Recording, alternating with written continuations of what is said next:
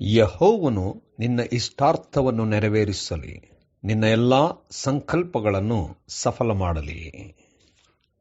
ಶುಕ್ರವಾರ 15 ನವೆಂಬರ್ 2024 ಇಸ್ವಿ.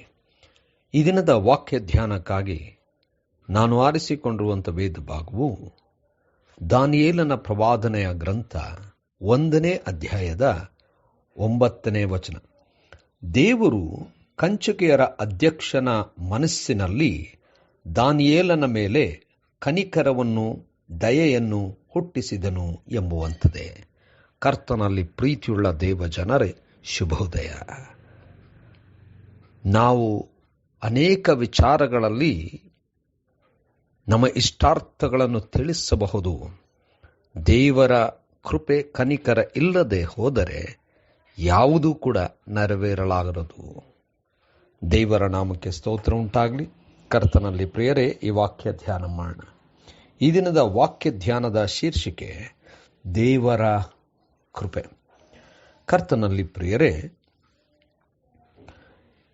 ಈ ಒಂದು ಸಂದರ್ಭ ನಾವು ಗಮನಿಸುವಾಗ ದಾನಿಯೇಲ್, ಶೇದ್ರಕ್, ಮೇಷಕ್, ಅಬೇದ್ನೆಗೋ ಎಂಬವರನ್ನು ರಾಜನ ಅರಮನೆಯ ಕೆಲಸಕ್ಕೋಸ್ಕರವಾಗಿ, ಮುಖ್ಯವಾದಂಥ ಸೇವೆಗೋಸ್ಕರವಾಗಿ ಆರಿಸಿ ಅವರೊಂದಿಗೆ ಅನೇಕರಿಗೆ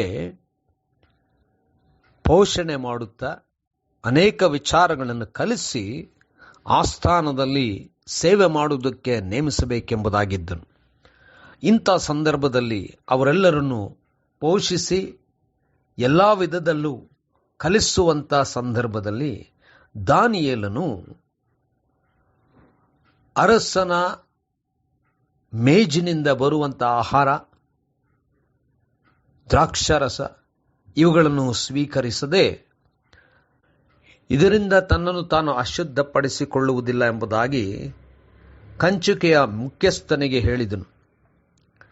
ಈ ಒಂದು ವಿಚಾರ ನಾವು ನೋಡುವುದಾದರೆ, ಆ ಮುಖ್ಯಸ್ಥನು ದೇವರ ಕರುಣೆಯಿಂದ, ಅಂದರೆ ದಾನಿಯೇಲನು ಕೇಳಿದಂಥ ದಾನಿಯೇಲ ಇಷ್ಟಾರ್ಥವನ್ನು ನೆರವೇರಿಸುವುದಕ್ಕೆ ದೇವರು ತಾನೇ ಆ ಮುಖ್ಯಸ್ಥನಲ್ಲಿ ದಾನಿಯೇಲನ ಮೇಲೆ ಕರುಣೆಯನ್ನು ಹೊಂದುವುದಾಗಿ ಮಾಡಿದನು. ಇದು ದೇವರ ಕಾರ್ಯ.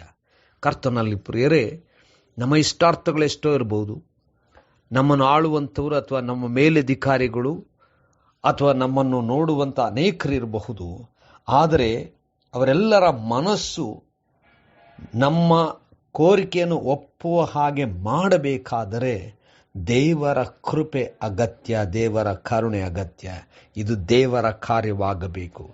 ನಮ್ಮ ಎಲ್ಲ ಕೆಲಸಗಳಲ್ಲಿ ನಾವೆಷ್ಟೆಲ್ಲ ಇಷ್ಟಾರ್ಥಗಳನ್ನಿಟ್ಟುಕೊಂಡರೂ, ಎಷ್ಟೆಲ್ಲ ಕೋರಿಕೆಗಳಿದ್ದರೂ ದೇವರ ಕೃಪೆ ಕರುಣೆ ಹೊರತು ಯಾವುದೂ ನಮಗೆ ದೊರಕಲಾರದು. ಅದಕ್ಕೆ ದೇವರಲ್ಲಿ ಬೇಡಿಕೊಳ್ಳುತ್ತಾ ಯಥಾರ್ಥವಾಗಿ ದೇವರ ಮುಂದೆ ಕಾಣಿಸಿಕೊಳ್ಳುವಾಗ ಎಲ್ಲ ವಿಧದಲ್ಲೂ ಎಲ್ಲರ ಮನಸ್ಸಿನಲ್ಲೂ ನಮ್ಮಲ್ಲಿ ಕರುಣೆ ಹುಟ್ಟಿಸುವಂಥ ದೇವರು ಕಾರ್ಯಗಳನ್ನು ಸಾಧಿಸುತ್ತಾನೆ.